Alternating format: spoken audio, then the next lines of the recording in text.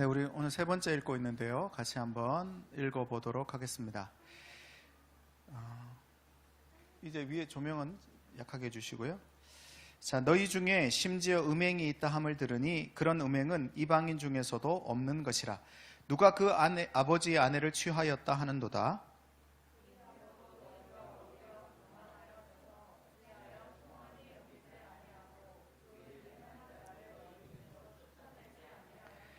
내가 실로 몸으로는 떠나 있으나 영으로는 함께 있어서 거기 있는 것 같이 이런 일 행한 자를 이미 판단하였노라.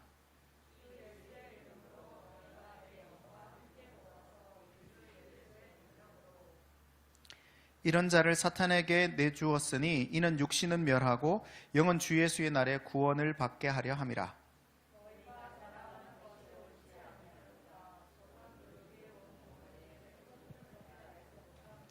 너희는 누룩 없는 자인데 새 덩어리가 되기 위하여 묵은 누룩을 내버리라. 우리의 유월절 양 곧 그리스도께서 희생되셨느니라. 이러므로 우리가 명절을 지키되 묵은 누룩으로도 말고 악하고 악의에 찬 누룩으로도 말고 누룩이 없이 오직 순전함과 진실함의 떡으로 하자. 데이처치 아멘. 오늘은 세 번째 시간 진실한 공동체라는 제목으로 같이 말씀을 나누도록 하겠습니다. 오늘 성경을 보면 고린도 교회가 무엇을 자랑했다. 그래서 바울이 얘기하고 있죠. 너희가 자랑하는 것이 옳지 않도다 이렇게 말하고 있거든요. 고린도 교회는 뭘 자랑했을까요? 고린도 교회는 뭘 자랑했겠습니까? 하나님을. 할렐루야. 네, 하나님을 자랑했으면 너무 좋을 텐데 하나님을 자랑하는데 자랑하지 말라 이렇게 말하진 않았을 거잖아요. 그러면 고린도 교회는 분명 무언가 자랑하지 말아야 될 것을 자랑하고 있었습니다. 그게 뭘까요? 뭐였을까요? 모르시겠죠? 자, 무엇을 자랑했기에 바울에게 이렇게 자랑하지 말라 이렇게 질책을 받을 정도의 이야기를 들었을까? 고린도전서 3장 21절 말씀을 보면 알게 됩니다. 3장 21절 말씀을 한번 띄워주시고요. 같이 한번 읽겠습니다. 시작. 그러든즉 누구든지 뭘 자랑하지 말라? 고린도 교회가 뭘 자랑했어요? 그러니까 사람을 자랑했습니다. 고린도전서 3장이면 우리가 얼마 전에 살핀 성경인데 기억이 나지 않았죠? 저도 사실 기억이 나지 않아서 찾아봤어요. 고린도 교회가 도대체 뭘 자랑했을까? 고린도 교회가 사람을 자랑했더라고요. 사람을 자랑했습니다. 5월 22일 주일 설교 영상을 다시 한번 참고하셔야 합니다. 그래서 이번 주 중에 5월 22일 주일 영상을 한번 보시면서 그 내용이 어떤 것인지를 확인해 보면 좋을 것 같아요. 자, 결론적으로 말하면 사람을 자랑한다라고 말하는 것은 따라합시다. 자랑거리를 자랑했다. 자, 고린도 교회가 사람을 자랑했다라고 하는 건 뭘 자랑했다는 뜻이에요? 자랑거리 될 만한 걸 자랑한 거예요. 고린도 교회가 가지고 있었던 것 중에 자랑거리가 될 만하다 싶은 것만 자랑했습니다. 자랑할 만한 것들을 자랑했죠. 자랑거리를 자랑할 때 우리의 몸은 따라합시다. 음행의 숙주가 된다.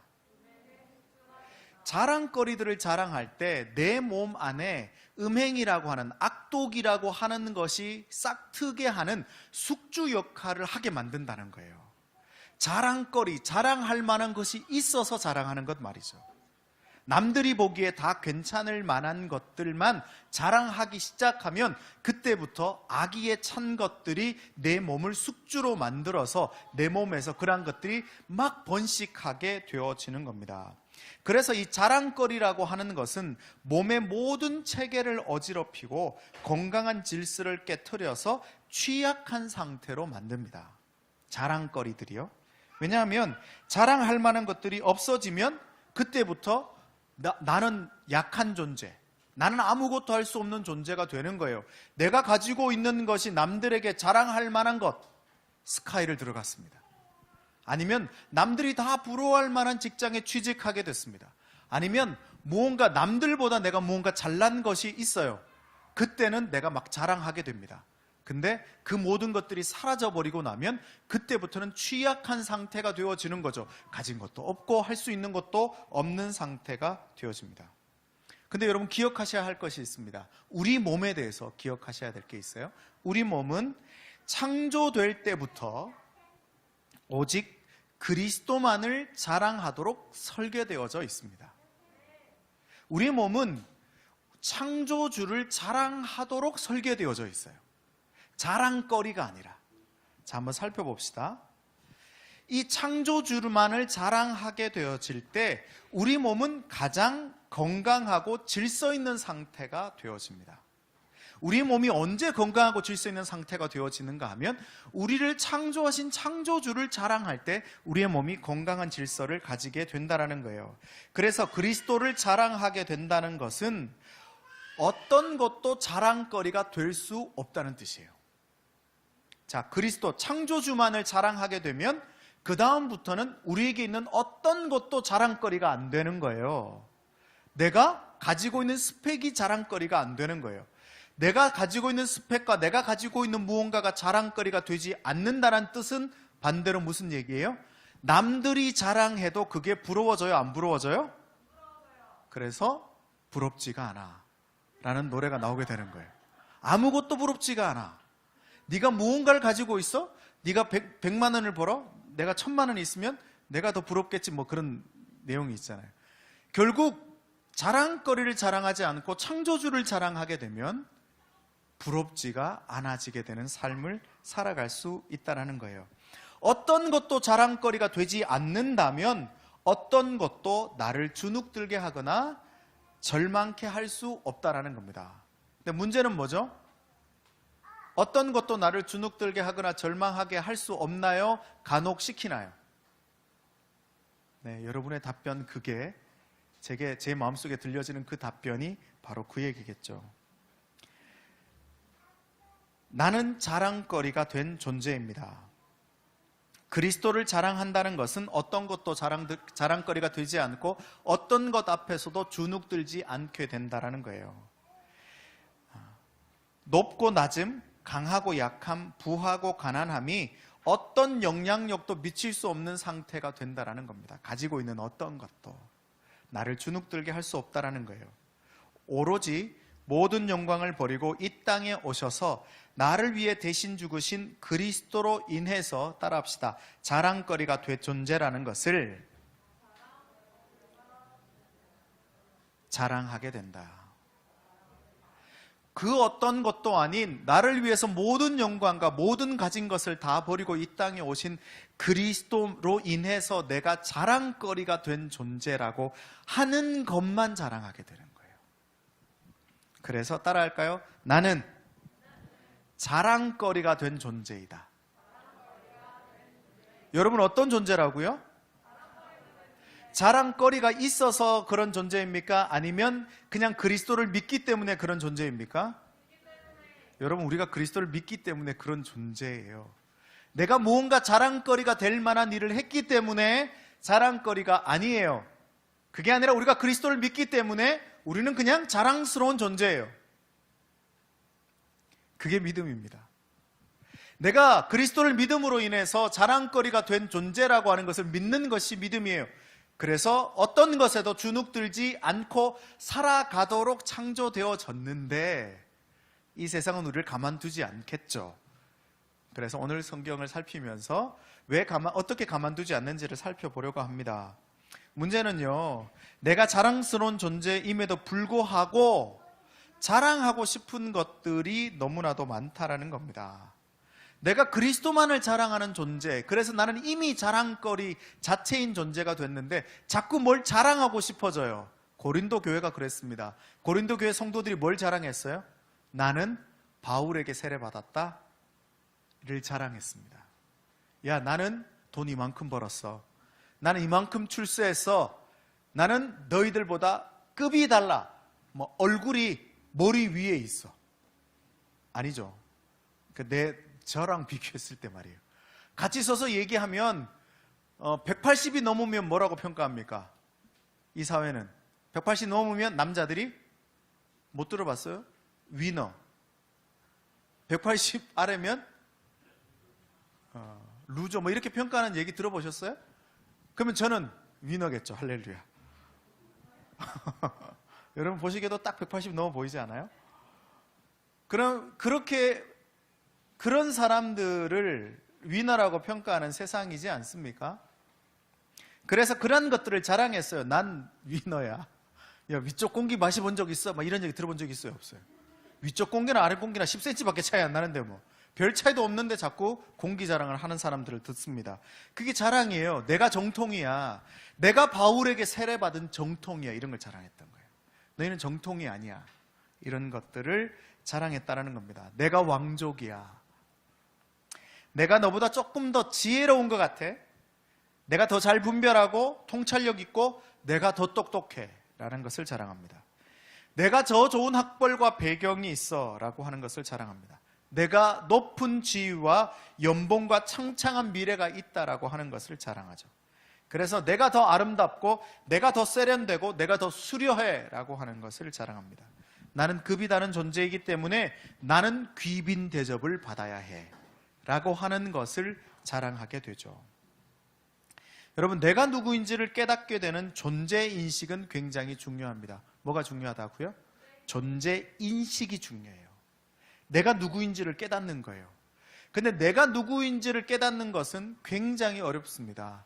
지금까지 살아도 내가 누구인지를 잘 모르겠어요. 내가 뭘 좋아하는지, 내가 뭘 하고 싶은지, 나는 어떤 일을 할 때 즐거운지, 어떤 일이 나에게 스트레스가 되는지, 나는 어떤 사람을 만나면 힘들어지는지, 또 어떤 상황에서 나는 절망하게 되는지를 발견하는 것은 너무 어렵습니다. 하지만 존재 인식이 제대로 될 때, 따라합시다, 풍성한 삶을 시작할 수 있다. 왜 그렇게 힘들지만 존재를 인식해야 하는가 하면 내가 누구인지를 존재를 인식하게 될 때 내 삶이 풍성해집니다. 아, 나는 어디에 가면 힘들어. 그러면 거기를 피하게 되죠. 그러니까 풍성해지는 거예요. 나는 어떤 종류의 사람을 만나면 힘들어 라는 걸 알아야지 그 사람을 안 만날 수 있거나 덜 만날 수 있고 만났을 때 덜 힘들게 살아갈 수 있게 되어지는 겁니다. 그렇지 않으면요, 밑 빠진 독에 물을 붓는 것처럼 계속해서 삶의 에너지가 너무나도 소비되어져요. 그래서 힘든 일을 계속하면서 살아갈 수밖에 없습니다. 여러분, 고린도 교회가 자랑했던 것은 지금 말씀드렸던 존재 인식과는 정반대되는 존재 자랑이에요. 존재 인식과 존재 자랑은 굉장히 미묘하지만 그 차이는 극명합니다. 존재를 인식하는 것과 존재를 자랑하는 것. 존재에 대한 질문을 계속 반복하면 결국 그 모든 것의 질문의 중심은 어디로 가는가 하면 근원에 대한 궁금증으로 가게 되어 있습니다. 나는 누구이지? 나는 무엇을 좋아하지? 이 존재에 대한 인식을 하기 위해서 계속 질문하면요, 근원에 대한 궁금증으로 바뀌게 되어집니다. 그리고 나서 어떻게 되어져요? 도대체 온 세상이 어디에서부터 시작하게 되는 걸까라고 하는 궁금증이 시작되게 되어집니다. 세상의 시작이 어디였을까? 어디로부터 나란 존재가 출발하고 시작했을까? 그리고 나란 존재는 어디로 가게 되어지는 걸까? 어디를 향하는 걸까? 이런 질문들이 되게 되어집니다. 그래서 존재를 인식하기 시작해야 되죠. 여러분, 종종 이런 얘기를 들어본 적이 있을 겁니다. 신앙은 약한 자들이나 가지는 거야. 강한 사람은 신앙 없어도 돼. 신앙 가지는 사람들은, 예수 믿는 사람들은, 믿음 있는 사람들은 약하니까 믿는 거야. 어떻게 생각하십니까? 약하니까 믿는 건가요? 그렇죠. 저도 제 자신을 들여다볼 때 약하다라고 하는 것을 인식하게 됩니다. 신앙인 심준호는 약합니다. 근데 중요한 것은 이거예요. 내가 약하다라고 하는 것을 드러내는 것은 절대 약함이 아니죠. 약함을 인정하는 것은 진짜 강함이에요. 내가 부족한 것이 있어요?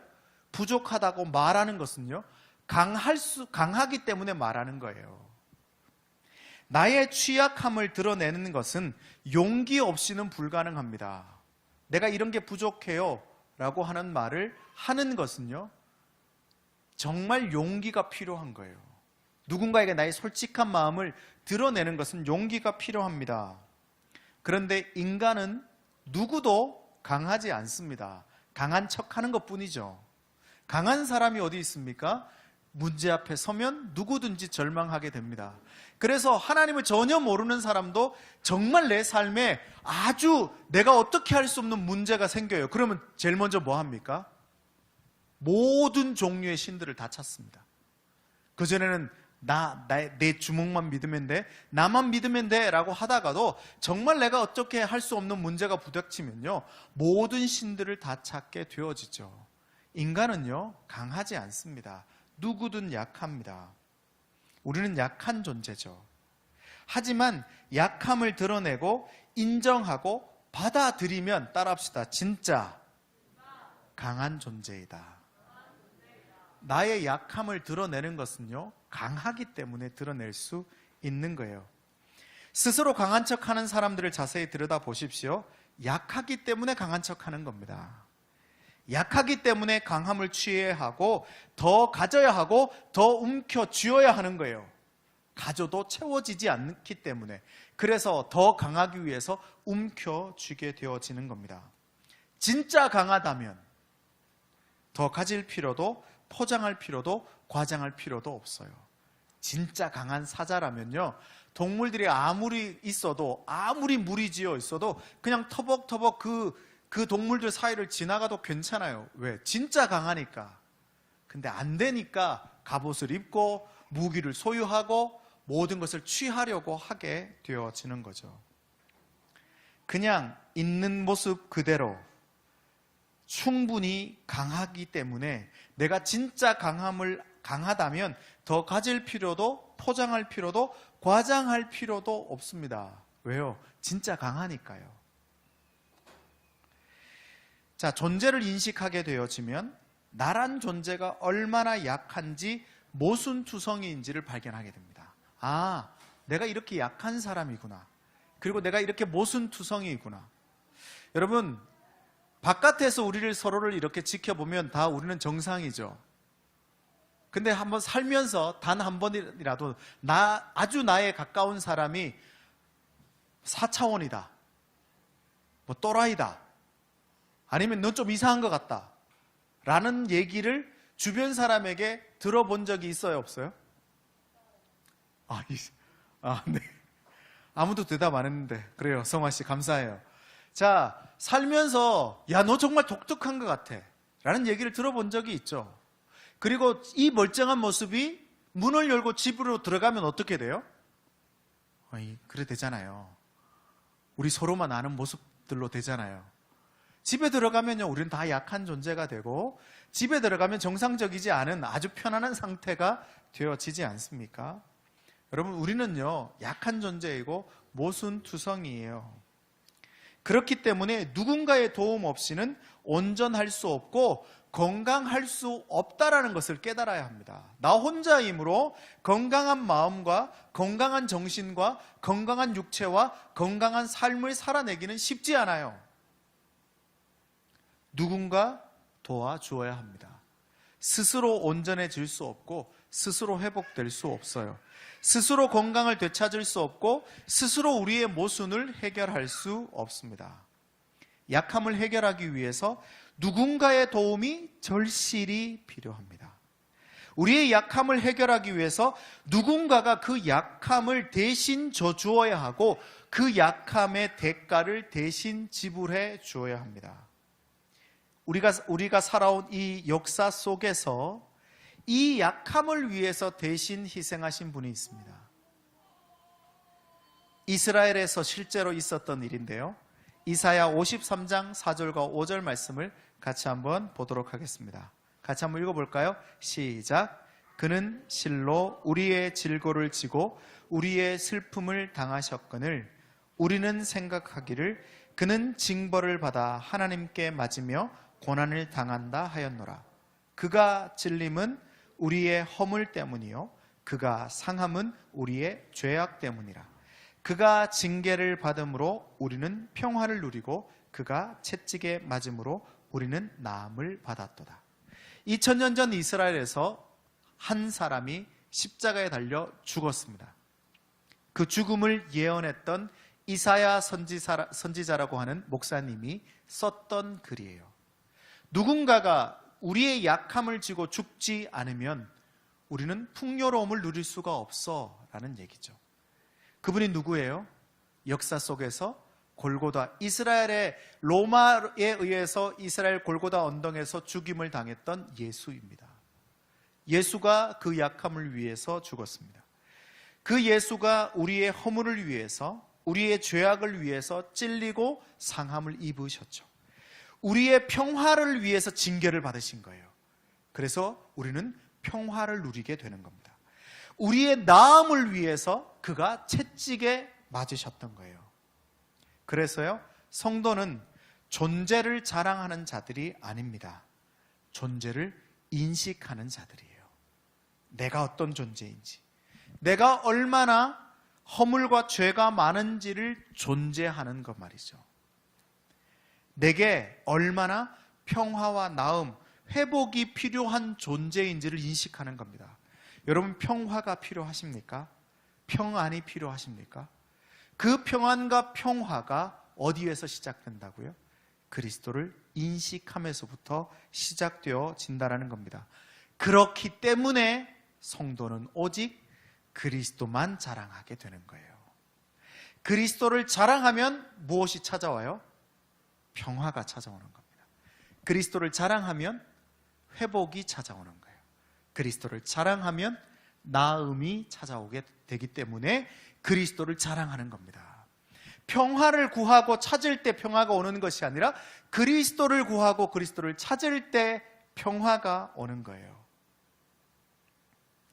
스스로에 대한 모든 자랑을 멈추어야 합니다. 유진 피터스는 메시지 성경에서 이 자랑이라는 단어를 교만이라 쓰고 있습니다. 내 입으로 적극적으로 나를 자랑하는 것만이 아니죠. 여러분, 교만이라고 하면 나를 자랑하는 거죠. 내가 잘났어. 그래서 제가 간혹 말씀드리죠. 저는 제가 이렇게 좋은 목사가 될지 몰랐습니다. 할렐루야. 저는 여러분에게 이렇게 데이처치의 좋은 담임 목사가 될지 몰랐어요. 전 정말 좋은 담임 목사인 것 같아요. 그러면 교만하다 생각하십니까? 아유, 저 목사님이 자랑질이나 하고 말이에요. 여러분, 내 입으로 나를 자랑하는 것은요, 덜 위험합니다. 왜냐하면 누가 봐도 교만하거든요. 내 입으로 나 잘났어 라고 하는 사람은요, 누가 봐도 다 교만한지 알아요. 근데 누가 진짜 위험해요? 속으로 교만을 자랑하는 사람들. 겸손으로 둔갑한 자랑, 겸손이라 착각하는 자랑들, 아무도 눈치 못하게 자랑하는 자랑이 훨씬 더 위험한 교만이라는 거죠. 내 힘으로 모든 것을 할 수 있다고 하는 생각, 그런 생각과 같은 교만 말이죠. 내 힘으로 다 해. 내가 할 수 있어. 하나님이 하시지 않아도 돼. 내가 할 수 있어. 이 문제 내가 해결해야 돼.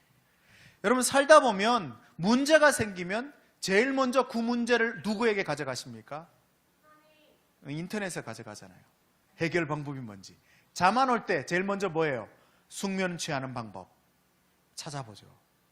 아니면 뭐가 해결되지 않을 때 그렇게 우리를 도와줄 만한 인터넷을 검색합니다. 아니면 주변에 도와줄 사람들을 찾습니다. 그때 누가 바로 생각이 나야 돼요? 하나님이 생각나야 되는데 생각이 안 나요. 왜? 이미 내가 할 수 있다라고 하는 생각으로 가득 차 있거든요. 여러분, 횡단보도 앞에 섰다가 횡단보도가 바뀌지 않아요. 그러면 누가 생각나야 돼요? 아니요, 그냥 조금 기다리면 돼요. 횡단보도 바뀔 거니까. 여러분, 우리가 삶을 살면서 하나님이 제일 먼저 생각나야 합니다. 근데 생각나지 않는 것은 이미 우리에게 내 힘으로 할 수 있어가 가득 차 있기 때문이에요. 그게 교만입니다. 하나님 없이도 괜찮고 예수 없이도 충분히 살 수 있어, 나는 잘 살 수 있어 라고 생각하는 것이 교만이에요. 하나님 없이는, 예수 없이는 살 수 없어 라고 하는 상태가 겸손인 거예요. 근데 지난 한 주간을 돌아보세요. 하나님 없이도 예수 없이도 잘 먹고 잘 살았죠. 지난주에도 말씀드렸잖아요. 우리가 영적인 양식을 안 먹어도 너무 잘 살고 있잖아요. 육의 양식은 한두 끼만 안 먹으면 기운이 없어서 쓰러지는데 그게 교만인 거예요. 내가 계획한 대로, 내가 준비한 대로, 내가 디자인한 대로 돼야 돼 라고 생각하는 것, 그게 교만이라는 거죠. 이런 교만들이 훨씬 더 무섭습니다.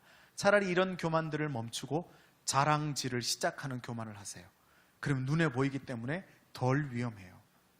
여러분, 이게 오늘 바울이 말하는 누룩이에요. 이런 교만들이, 이러한 누룩들이 내게 내려앉아서, 누룩이 하나가 이게 빵을 발효시키는 거하고 똑같거든요. 그래서 하나만 딱 들어와도 금방 온 덩어리에 퍼진다라고 바울이 말하고 있습니다. 삽시간에, 순식간에, 인식하지도 못할 찰나에 온 덩어리에 퍼져 버리게 되는 거죠. 그래서 여러분, 누룩이 내 안에 있다라고 하는 것을 인식하지 못하는 것은 무서운 일이에요. 두려운 일입니다. 그렇기 때문에 인식을 위한 점검이 필요합니다. 뭐라고요? 인식하기 위한 점검을 해야 돼요. 지금 내가 내 안에 교만이 있는가, 누룩이 있는가를 인식하기 위해서 점검 시스템이 필요해요. 누룩이 내려와 있지는 않는지를 점검해야 합니다. 그러기 위해서 끊임없이 묵은 누룩을 내어버리는 행동이 필요합니다. 그 전에 인식해야 될, 누룩을 버리기 위해서 인식해야 될 것이 있는데, 그 전에 좀 인식해야 될 것이 있다면, 제일 먼저 여러분이 인식하고 알아야 될 것이 있다면 7절 말씀입니다. 같이 한번 읽어볼게요. 자, 어떤 것을 제일 먼저 내가 인식해야 되는지 말씀을 통해서 여러분 깨달으셔야 합니다. 발견해 보세요. 시작.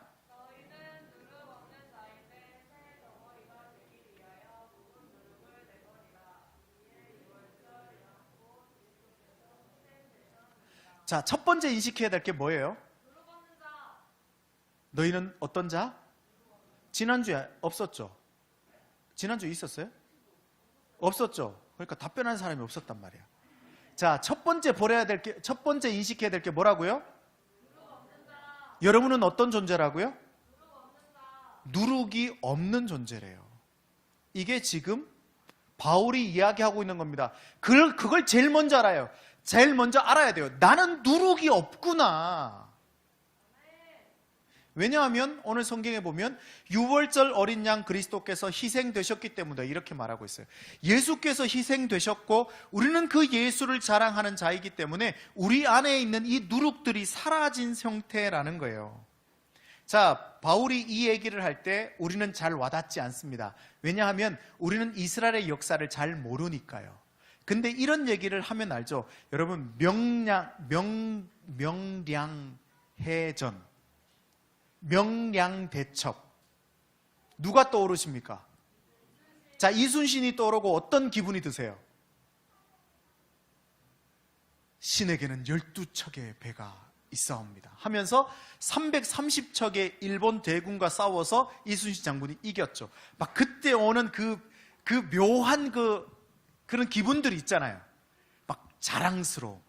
그리고 막 내가 대한민국의 이 국민이라고 하는 것이 막 기쁘고, 뭐 거기까지는 없어도 어쨌든 그런 마음이 우리에게 있어요. 지금 이스라엘 백성들에게 이 애굽의 이야기, 모세의 이야기가 그와 같이 들려지는 겁니다. 어린 양, 유월절 어린 양. 이 유월절이 뭔가 하면요, 이스라엘은요, 우리가 일제의 포로가 되어 있었듯이 이스라엘은 현재의 이집트, 애굽이라는 나라의 포로로 430년간 있었습니다. 우리는 한 40 몇 년 있었나요? 37년 있었나요? 그 정도 있어도 힘든데 이스라엘은 이집트의 노예로 430년을 있었습니다. 그 430년의 그 포로 생활에서, 식민지 생활에서 이끌어낸 이스라엘의 지도자가 누구예요? 모세예요. 모세가 이스라엘을 독립시킬 때, 애굽에서 출애굽할 때 마지막에 10가지 재앙이 있었잖아요. 피개, 이파, 악독, 우매, 뭐 이렇게 피개구리, 막 악독 이런 막 것들이 일어나죠. 그 마지막이 뭐였습니까? 장자가 죽는 거죠. 애굽과 이스라엘 백성들 중에 모든 장자들이 오늘 밤을 자고 나면 내일 다 죽어버리는 거예요. 근데 이 죽음을 면하기 위해서 살 수 있는 방법을 하나 이야기해 줍니다. 그게 뭐였습니까? 양을 잡아서 문설주, 문 입구에다가 양 피를 발라놓으면 죽음이 그 집을 비켜가게 되어지는 겁니다. 그 다음 날이 되었습니다.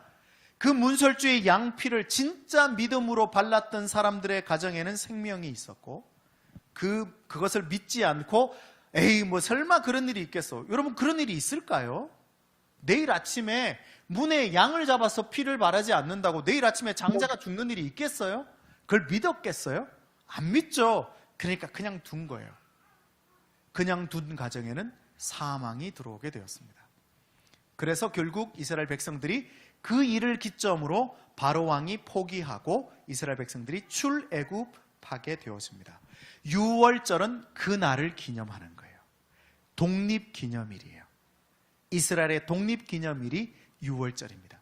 그러니까 유월절 하면 이스라엘 백성들이 얼마나 가슴이 끓고 얼마나 기쁜 날이겠어요. 2000년 전 모든 인류의 영적 독립을 위해 예수께서 십자가에 달려 죽으신 겁니다. 그 십자가 유월절을 통해 믿는 모든 이들은 생명을 얻게 되는 거예요. 영적 독립이 일어나는 거예요. 그들은 모두 모든 누룩을 제하여 버린 새 덩어리가 되는 겁니다. 옛 덩어리가 아니고 누룩의 덩어리가 아니라 새 덩어리가 되는 거예요. 그래서 신앙은 따라합시다. 묵은 누룩이 제하여져 버린 채 새 덩어리임을 인식하는 것이다. 그러니까 신앙은 뭐라고요? 나는 어떤 덩어리야? 이게 물론 이제 말이 좀 어감이 그래요. 덩어리라고 부르니까 좀 어감이 그렇긴 한데, 그래서 성경은 다른 표현으로 새 사람이라고 표현하죠. 나는 옛 사람이 아니라 어떤 사람이에요? 그걸 인식해야 돼요. 나는 어떤 사람? 옛 사람이 아니라 새 사람이에요. 유월절 어린 양으로 새롭게 된 존재, 그게 나라는 거예요. 그걸 기억하며 사는 게 신앙이에요. 아, 나는 새로운 존재구나. 나는 옛 누룩에 빠져서 살아갈 존재가 아니구나. 매일 매시간 매순간 그것을 발견하며 살아가야 합니다. 하지만 세상의 이론과 정보와 지식과 힘과 능력은 우리를 그것을 자꾸 잃어버리게 만들어요. 너는 그런 존재 아니야. 넌 새 사람 아니야. 새로운 존재 아니야 라고 얘기합니다. 오히려 묵은 누룩을 사랑하는 것이 더 행복하고 축복된 일이라고 설득하고 주장합니다. 야, 묵은 누룩을 가지는 것이 행복이야. 자랑거리를 가지는 것이 행복이야. 너 그만큼 돈이 있어야 행복해. 그만큼 출세해야 행복해. 네가 그런 존재가 돼야 행복해. 그렇지 않으면 너는 행복하지 않아 라고 세상은 우리에게 이야기해 줍니다. 그리고 이 묵은 누룩이 주는, 가득 찬 삶이 주는 쾌락과 유익과 편리함을 누리라고 오히려 배려하죠. 야, 그런 누룩을 누려봐. 엄청 좋아. 30평 집에 사는 것보다 50평 집에 살면 더 좋아. 네가 모는 차보다 저런 차를 몰면 더 좋아. 그러기 위해서 너는 성공해야 해. 돈 벌어야 해. 그리고 그러한 삶을 살아가야 해. 그때 거기에 행복이 있어 라고 계속 우리에게 얘기하면서 그 길로 올 수 있도록 우리를 배려해줘요. 세상의 누룩에 동참하라고 말이죠. 세상의 누룩에 함께 하자고 우리를 초대합니다. 뿐만이 아니죠. 세상만 초대하지 않고 누가 집요하게 우리를 초대할까요? 사탄이 초대합니다. 사탄은 아주 집요하게 내가 묵은 누룩이 남아있는 존재라고 계속 설명해 줍니다. 야, 너는 옛사람이야. 네가 살아가는 삶의 태도를 봐. 그래서 묵은 누룩이 우리 안에서 자꾸 더 부풀려지고 발효되어져 가는 것 같다는 착각을 하고 살아가게 합니다. 우리는 새 사람이에요. 근데 사탄의 미혹을 받을 때마다 자꾸만 옛사람이 점점 더 커지는 것 같아. 그런 존재로 살아가는 것처럼 느껴지는 거죠.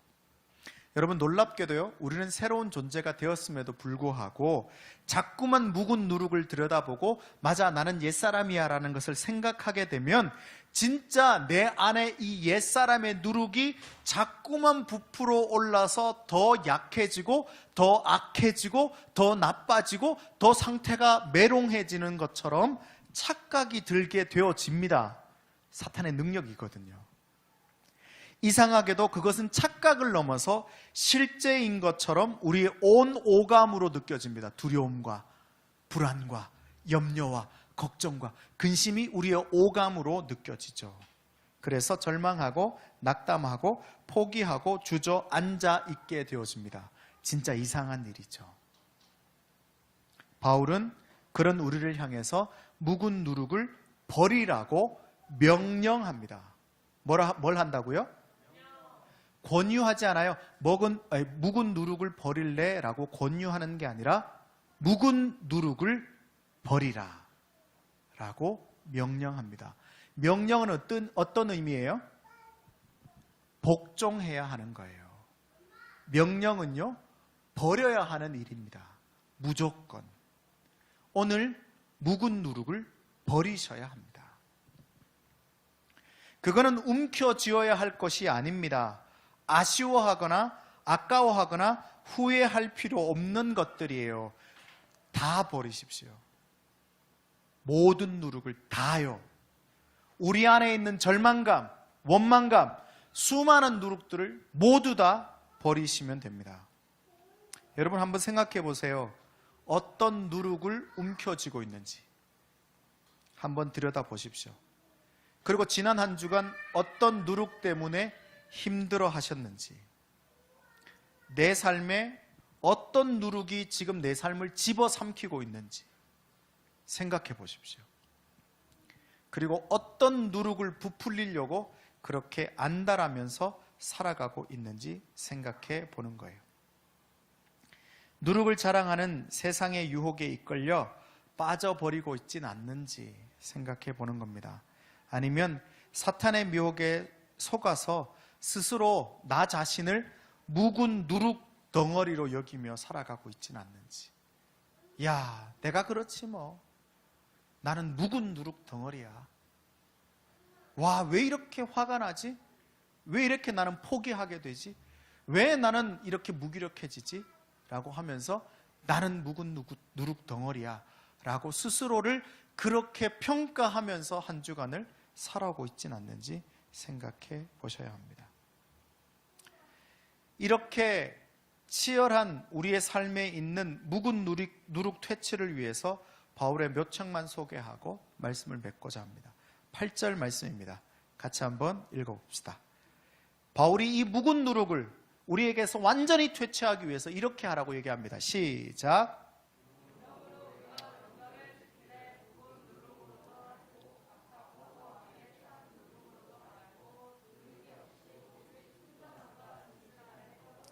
자, 묵은 누룩 말고 그렇게 묵은 누룩, 썩은 누룩, 필요 없는 누룩이 들어간 빵 말고 어떤 빵을 먹으라 그래요? 어떤 떡을 먹으라 그래요?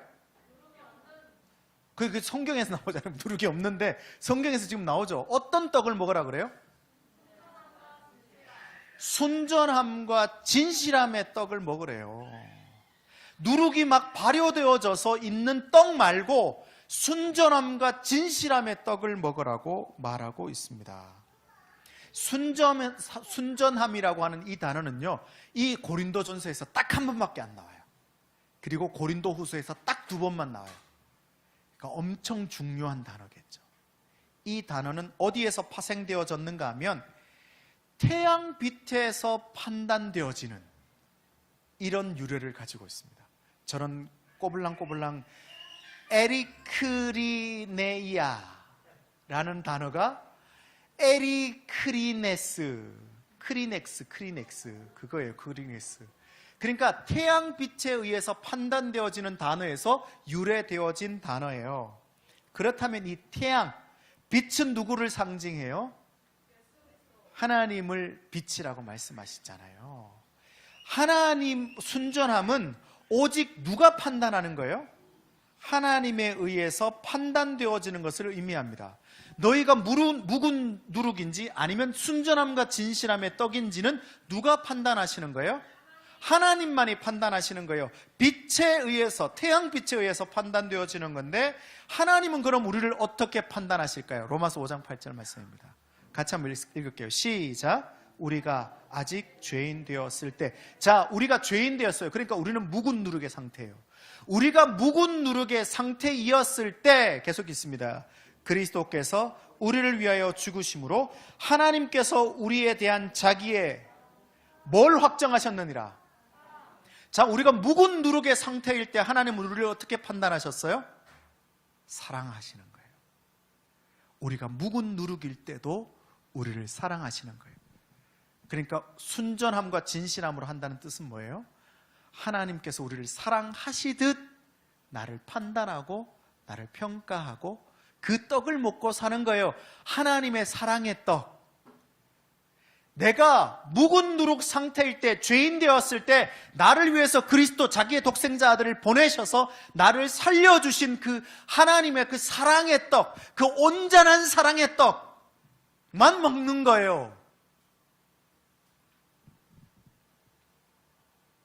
그렇기 때문에 우리는 순전한 자들이라는 겁니다. 진실함에 대해서 굳이 설명하지 않아도 되겠죠.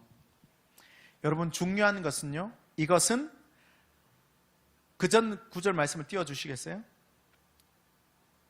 8절 말씀에 보면 로마서 5장 8절 말고 고린도전서 5장 8절. 이것도 고린도전서 5장 8절이네. 자, 명절을 지키되 그 앞에 단어가 뭐예요? 내가 명절을 지키나요? 누가 지켜요? 우리가 명절을 지키는 거예요. 순전함과 진실함의 떡은 나 혼자 먹는 게 아니고 누가 먹어야 돼요? 공동체가 함께 먹어야 하는 거예요. 나 혼자 먹어서 되는 게 아니라는 거예요. 우리가 명절을 지키는 겁니다. 나의 명절이 아니라 우리의 명절이 되어야 해요. 나만 떡 먹고 나만 순전함과 진실함의 떡을 먹고 나만 묵은 누룩이 아니라 새 덩어리 새 사람으로 사는 것이 아니라 우리가 함께 먹어서 이 순전함과 진실함의 떡을 함께 먹고 순전함과 진실함의 공동체로 그리스도의 명절을 누리는 거죠. 그게 뭐예요? 오늘 이 예배에 초대되어져서 하나님께서 초대하신 이 예배에 나와서 함께 떡을 먹고 마시는 겁니다. 오랫동안 묵고 악하고 악의에 찬 누룩을 벗어버림은 이제 우리가 명절을 보내야 할, 우리가 함께 진실함의 공동체로 명절을 보내야 할 때라고 하는 것을 우리에게 말해주고 있습니다. 그렇기 때문에 오늘 이 공동체에 여러분이 함께하고 계신 것은요, 굉장히 큰 축복이에요. 할렐루야. 참 놀라운 사실은요, 지금 휴가 기간이잖아요. 그래서 데이처치 성도들은 지금 줌에 있거나 아니면 유튜브에 있거나 많이 있을 텐데 오늘만큼 이렇게 외부에서 많이 오신 일이 많지 않은데 이렇게 와주셨어요. 오늘 랑이 씨 부모님이 함께 예배에 와주셨어요. 한번 박수할까요? 네. 왜 오셨는가 하면 우리의 명절의 떡을 함께 드시기 위해 오신 거예요. 딱 오늘에 맞추어서 하나님이 초대하신 거예요. 재석재화는 2주차가 돼서 오셨고요. 그리고 또 권순절 집사님의 중국의 지인의 따님이 서울의 성균관대학교에 또 학교를 가시게 되는데 오늘 그 학교를 가실 때까지 오시게 돼서 또 오늘 예배 방문해 주셨어요. 한번 박수해 주실까요? 네. 편하게 계셔도 돼요. 여러분, 하나님이 왜 오늘 우리를 초대하셨을까요? 오늘 우리를 왜 이곳에 있게 하셨을까요? 이제 우리에게 있는 악하고 묵은 누룩을 벗어버리고 명절의 떡을 즐기라고 우리를 초대해 주셨어요. 오늘 이 명절의 떡을 마음껏 누리시기를 예수 이름으로 축원합니다. 이 평안을 누리셔야 합니다. 그래서 우리 공동체가 순전하고 진실한 공동체로 유월절 예수를 기억하고 발견하고 살아가는 거예요. 순전하고 진실한 공동체로 유월절 예수로 인해서 우리가 새 덩어리가 되었음을 선언하는 시간이 바로 이 우리의 명절이에요. 여러분의 삶에 있는 묵은 누룩을 제하고 유월절 어린 양 대신 예수 그리스도의 이 떡을 먹는 이 명절을 보낼 수 있는 귀한 시간 되시기를 예수 이름으로 축원합니다. 진실한 공동체로 유월절 잔치를 누리고 즐기십시다. 할렐루야. 오늘 말씀 가운데 생각나시는 것들이 있으면 앞에 있는 종이에다가 좀 기록해 주시고요.